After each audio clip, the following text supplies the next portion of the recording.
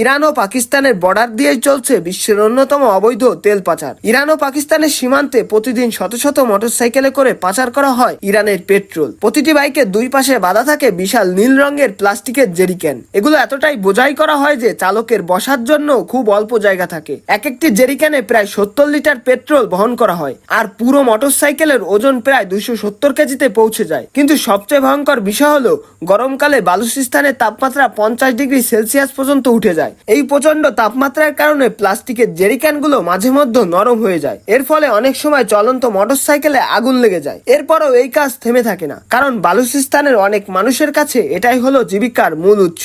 আপনি আরো জেনে অবাক হবেন যে একটি ফাঁস হওয়া নথি অনুযায়ী মাত্র 1 বছরে ইরান থেকে পাকিস্তানে অবৈধ পাচার হওয়া জ্বালানির মূল্য $1 বিলিয়ন বেশি। যদিও পাকিস্তানে এই তেল পাচার সম্পূর্ণ অবৈধ, ধরা পড়লে জরিমানা, গাড়ি জব্দ, এমনকি জেলও হতে পারে। কিন্তু এই ব্যবসা স্থানীয় অর্থনীতির সঙ্গে এতটাই গভীরভাবে জড়িয়ে গেছে যে একে পুরোপুরি বন্ধ করা আজ প্রায় অসম্ভব।